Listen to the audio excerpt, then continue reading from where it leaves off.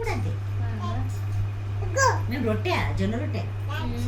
నా చెల్లి సూపర్. వద్దు లేపద్దు చెల్లని, లేపద్దు పట్టుకొని కొడతా.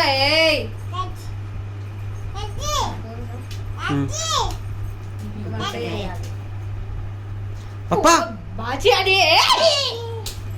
దెబ్బలు పడతాయి. అలా మమ్మీ వచ్చది కొడుతుంది. ఏమో కొత్తగా పడుతున్నావా?